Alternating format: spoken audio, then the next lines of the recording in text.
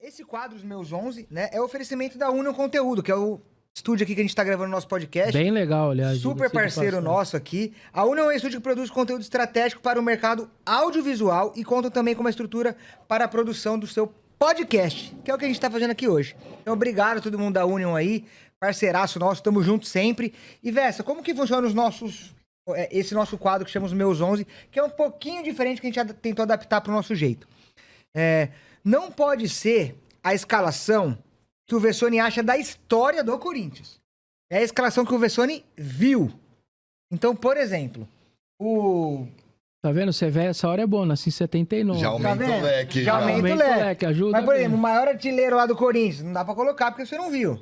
Então, eu queria que a gente fizesse esse quadro, né? Os Meus 11, tá até a arte aqui na tela, pra você escalar posição por posição dos 11 que você viu. E foi até uma coisa legal com o Hollywood que a gente fez aqui, com o MC Hollywood. Ele falou, mas é que eu vi que foi melhor ou que me tocou mais?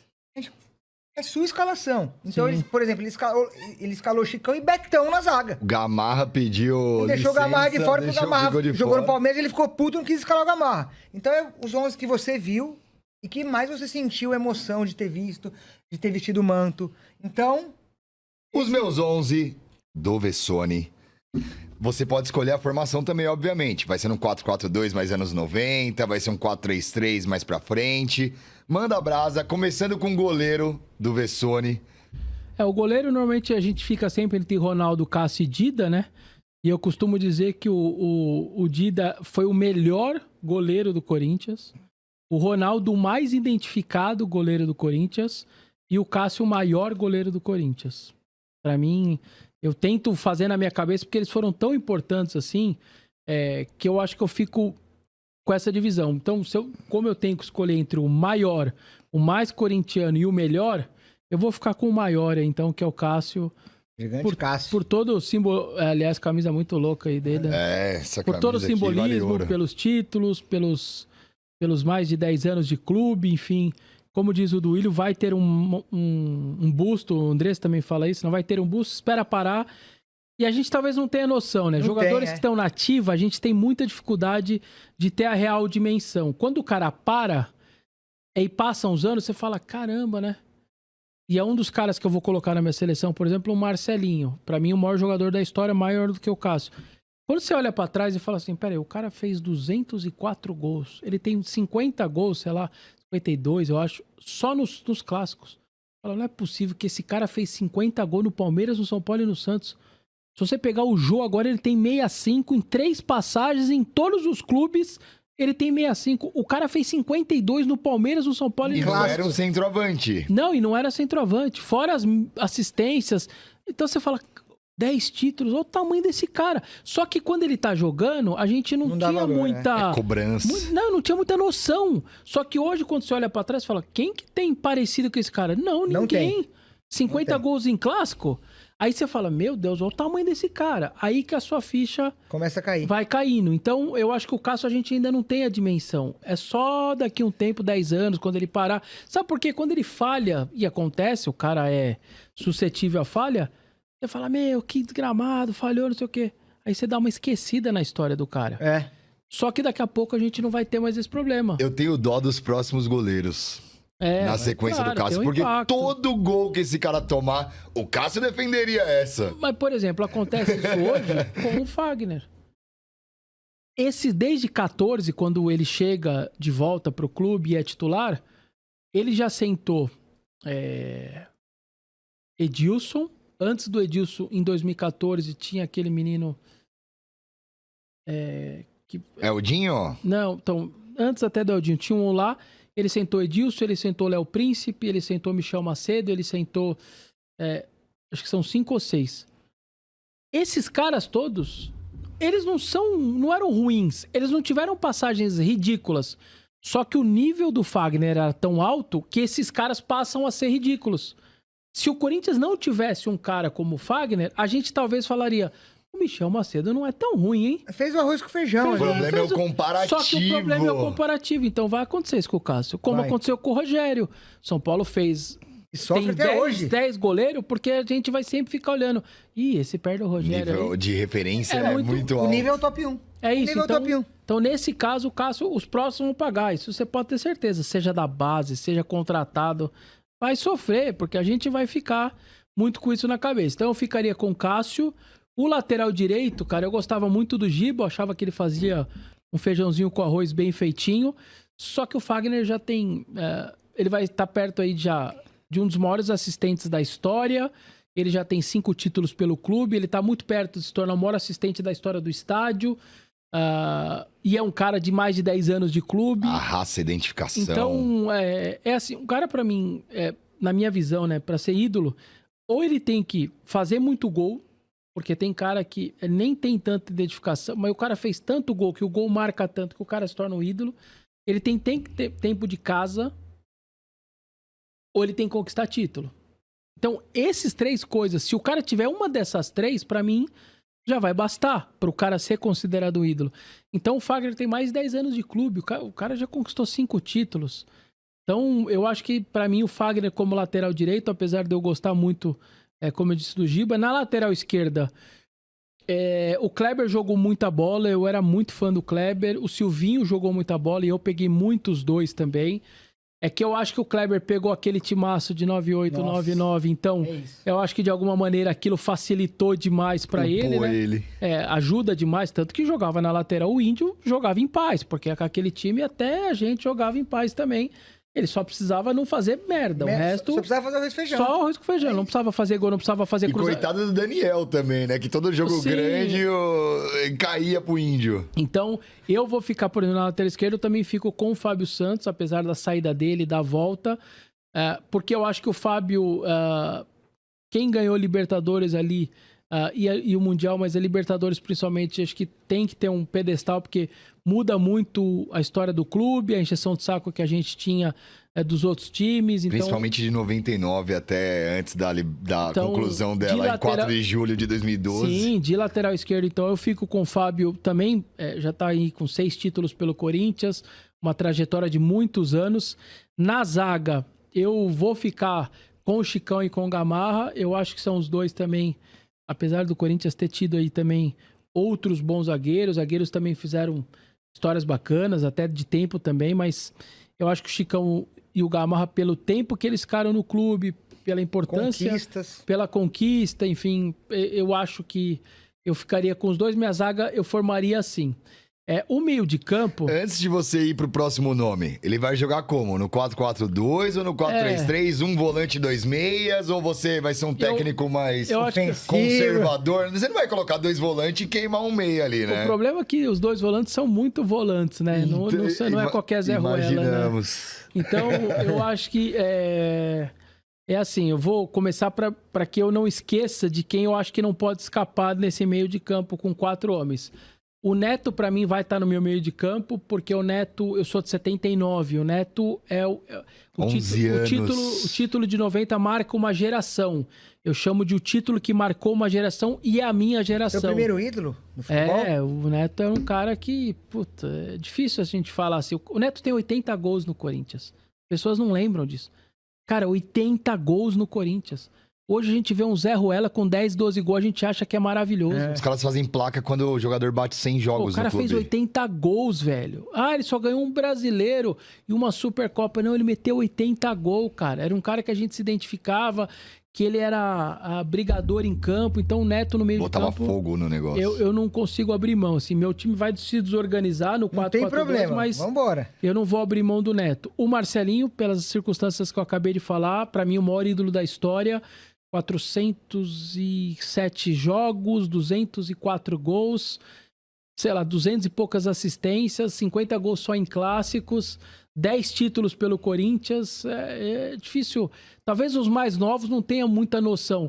E assim, o Marcelinho era daqueles caras do hall de jogadores de que quando você passa a ser odiado por as outras torcidas é porque você tá incomodando demais pra cacete. Se as outras torcidas te ignoram, é porque, de alguma maneira, você nem tá sendo tanto... Tá fazendo Se o Fagner irrita hoje o torcedor adversário, com a cada entrada dele, é porque ele incomoda. O Dudu, a gente se incomoda com o Dudu e tem raiva e não gosta do Dudu, porque de alguma coisa ele tá fazendo boa no Palmeiras. Mas, ô Vessa, o nosso maior rival, o Palmeiras, o que eles mais lembram da história? O pênalti perdido pelo Marcelinho. É isso. Então, é porque eu, Que eu pra estava mim no também é o Morumbi maior, atrás do gol, aliás, naquele Nossa, dia. mas não precisava ter lembrado isso daí. mas- Tava num clima mas- mó bom, velho. Não, mas já foi, mas entendeu? Não, tudo bem, mas não, Mas cara. pra quem tava no estádio como eu, Ave nunca vai Maria. ter O só... Dinei falou que foi o pior dia da vida dele, né? Só vai... Aquilo ali só vai devolver quando eliminar também o Palmeiras numa Libertadores. Vai acontecer. Mas, de qualquer maneira, assim, então, o Marcelinho, cara, pelo tamanho dele, eu não consigo também tirar do meu meio de campo. Outro que eu acho que é impossível, que eu vi só um pedacinho, eu vi muito jovem, muito criança, né? Mas eu me lembro que é o Dr. Sócrates. Eu nasci em 79, eu cheguei pro estádio, eu tenho foto com o Dr. Sócrates, porque eu ia de mascotinho. Aliás, tem uma história muito legal, já entrando aí, aproveitando que é um podcast, em 83 ou 84, despedida do Zé Maria, tinha mais de 80 mil pessoas no Morumbi, e eu entro de mascote. Meu pai na época era do juizado de menores, eu tinha uma facilidade, eu ia a todos os jogos de mascotinho. Só que na hora que eu entrei, ele tava, pra quem conhece, quem lembra do Morumbi, o Morumbi tem um buraco ali que ficava entre as duas geral e ficava uma ambulância no meio, que é a ambulância que se precisasse alguma coisa, ela saía direto pro portão principal do Morumbi. E meu pai tava me esperando do lado do muro, eu passo por trás da ambulância, ele não me vê passando, voltando do campo, igual os mascotinhos fazem hoje, toda aquela organização, aquele monte de gente cuidando. E aí eu pego, subo com 2 pais, 2 crianças, tinha um elevador, subi e fui para a numerada. Começa o jogo, eu não apareço. Primeiro tempo rolando, eu não apareço. O alto-falante do Morumbi, mas eu com 3, 4 anos não apareço. E não vou aparecendo. Meu pai começou a sair me procurando e me acha no intervalo do jogo, chorando do lado dos 2 pais, que não perguntavam por que eu tava chorando. Eu só fui com eles, 2 pais, 2 crianças, e eu sentei do lado ali na numerada. E o meu pai me encontra, aquela coisa de Deus, né? Pra encontrar no Morumbi No com meio de 80 mil 80 pessoas. mil. Porque ele começou a rodar todo o Morumbi, com uma possibilidade de eu estar mais na numerada, porque era onde o elevador que você subia caía pra numerada. E o meu pai me acha ali no intervalo e tal. Então, e aí ele conta até que minha mãe... Pô, você não vai mais levar ele em jogo. Na outra semana eu já tava lá de novo. Mas, então, o Dr. Sócrates, ele é um cara que representa muito mais do que um jogador de futebol, por toda a sua representatividade. Cara, a gente vai olhando matérias assim, se o Diário Marca faz uma matéria do Corinthians, é impossível não ter a foto do Dr. Sócrates numa matéria gigante sobre essa instituição. Não, impossível. O jornal de Camboja vai fazer uma matéria do Corinthians, o Dr. Sócrates vai... Então, ele tem uma simbologia atrás dele, ele tem um significado tão grande para a instituição que vai além do campo, vai além... Ah, mas ele ganhou 2 paulistas, 82 e 83. Primeiro que o estadual naquela época era outra coisa. As pessoas deixavam de ir pra seleção pra jogar. Então, você tem que entender um pouco o contexto da época. Então, como eu peguei, mesmo criança, mas já de mascote o doutor, eu vou pôr o doutor também nesse meu meio de campo aí também. Já temos no meio campo Sócrates, Neto e Marcelinho. Alguém precisa marcar. Alguém tem que marcar, velho. Conversa, me ajuda. Então, assim, esse alguém, teria o Vampeta, que é o Rincon, que é um monstro também, que eu era muito fã dele. Mas eu vou puxar, até para ser honesto, com um time que também é tão histórico pro Corinthians, já que eu vou marcar, eu até acho ele pior do que o Vampeta, ele é pior do que o Rincon, mas pela simbologia, por tudo que ele fez, eu vou colocar o Ralf de volante para ele correr atrás ali da galera. É um cara que chegou, fazia tudo muito simples. Ele era um cara muito de grupo, era um cara que se dedicava. Ele era um cara que o Tite, em 2015, no 4-1-4-1, se virava sozinho para ser o 1 e deixar aqueles 4, Elias, Renato Augusto, Jadson. Vamos jogar que eu seguro o rojão aqui. E Malco e na frente o Love, para ele se virar. Ele fazia aquele negócio perfeito. Libertadores, o Corinthians hoje é campeão invicto. Porque o homem mete o gol no primeiro jogo lá. Mas eu acho que por tudo, assim, foram, sei lá, 8 títulos, 6, 8 títulos pelo clube. E acho que eu quero representar de alguma maneira aquele time ali também, que eu acho que é um time que entrou para a história do clube. Acho que merece ali ser citado. Ele merece. Ele merece muito ali ser citado também. Puta, na frente, cara... Na frente tem muita gente, né? Tem muita gente, velho. boa Isso também. o mais foda é a frente. O mais difícil é a frente. Certamente vou cometer também injustiças, isso eu não tenho dúvida nenhuma. Eu vou ficar de centroavante. O Ronaldo, ele é um cara muito grande, muito importante para a história do clube. Até hoje eu não acredito que o Ronaldo jogou no Corinthians, assim. Quando eu vejo de vez em quando no estádio, aí você olha a camisa do cara atrás, assim, do torcedor, tá lá, 9 Ronaldo. Eu falo, esse cara jogou no Corinthians? Né? Às vezes não cai a ficha, Não cai a né? ficha. Porque a gente não tem muita noção, e eu tenho, porque eu cobri o Corinthians já nessa época, então eu peguei todo o período dele. Tava em Tubiara, quando ele estreou, do lado do gramado, olhando pra ele o tempo inteiro ali, no dia que ele estreou. Depois... Que o Douglas não tocou a bola pra ele fazer o gol. O Douglas chutou pro gol e ainda mandou tomar. Quando sobe a plaquinha ali... Aliás, eu guardei em casa, o assessor de imprensa, aquele dia, colou num pedaço de madeira, de árvore, sei lá, o time, né? E aí os caras de rádio... o Corinthians escalado, tal. E eu tava dentro do campo, né? Porque Itubiara ali, enfim, a gente não vai ficar na cabine, mas... Aí eu falei, quer saber, velho? Vou esperar os caras de rádio vierem igual enxame, né? O Corinthians escalado, Felipe, pá. Aí foi, saiu um, saiu outro. Quando eu vi o papel sozinho, eu falei, é a primeira escalação do Ronaldo, velho. Você levou embora. Eu não tive a menor dúvida. Eu arranquei da madeira o papel e eu tenho com a caneta ali do assessor de imprensa, o Ronaldo no banco, e eu tenho a primeira escalação lá, guardei. Eu falei, o dia que o Ronaldo lançar um museu, o Corinthians, eu vou... Isso daqui vai valer muito, vai ter um valor enorme. Vai. E eu guardei lá de Tumbiara. Então, assim, apesar de todo esse simbolismo, eu acho que o Luizão, pra mim, ele foi um cara que me marcou de arquibancada, é um cara muito decisivo, um cara que... Absurdo. Uma máquina de fazer gol. Fazia gol de qualquer jeito, de várias maneiras. Tem um número muito alto ali como de gols também. Então, eu acho que o Luizão, mas cometendo injustiças, porque o Liedson, por exemplo... foi maravilhoso também. Eu acho que a gente... vai ter que cometer injustiça. Não tem jeito. Pra escolher Cada um vai ter o seu tal. E o segundo, cara, eu também teria muitos outros para escolher, atacantes, alguém para jogar do lado dele. Poderia fazer até 2 centroavantes, por exemplo, com o Guerreiro, com o Jô, que também teve uma história muito bacana. Mas eu acho que eu vou ficar com o Edilson, cara, porque o Edilson também era um cara que eu me identificava com ele porque eu achava ele um cara frio e calculista o tempo inteiro. Toda final ele fazia gol, ele não pipocava nunca. Decisivo demais. Ele era muito decisivo. As 2 finais do Brasileiro 98 todo 99 jogo ali. Ele fazia gol, ele era um negócio absurdo. Então eu acho que eu vou ficar com ele ali que era alguém que também me marcou muito ali de período de arquibancada, eu nem trabalhava nada na época. Então eu vou ficar com esse time aí, mas sabendo que eu cometi um monte de injustiça, o Ricardinho, jogava absurdo. O Ricardinho era dono de qualquer time hoje. Mas... Pelo amor de Deus, mas então... Eu fico com esse time aí. É isso, Vessa. É o que remete mais o coração, as lembranças. Então vamos tentar relembrar como ficou o time do Vessa? Cara, eu fico feliz, mas eu já fico triste de lembrar cada tirice que a gente tem hoje também. Sim, claro. Mas vamos relembrar Então, e viver, né? Time de Rodrigo Vessone, mas ainda veio o treinador, calma aí. Mas até agora temos Cássio, Fagner, Chicão Gamarra e Fábio Santos, Ralf, Sócrates, Dr. Sócrates, Neto e Marcelinho. Edilson e Luizão. Edilson e Luizão. E o Edilson e o Luizão. Principalmente o o Luizão, o cara jogou nos 4 grandes e bem. Paulista. E no Rio ele jogou no Vasco. Flamengo. No Flamengo. E é um cara que consegue ser respeitado por todos, porque ele nunca precisou usar de baixaria com rivais. Tirar sarro. Sempre no campo, sempre no campo. Matador. Sempre no campo. Cara, que time. Esses foram os 11. Calma. Esses foram os 11. Mas quem comanda esses 11 aí? Eu acho muito difícil não ser o Adenor, né, velho? Aí, 6 títulos pelo clube.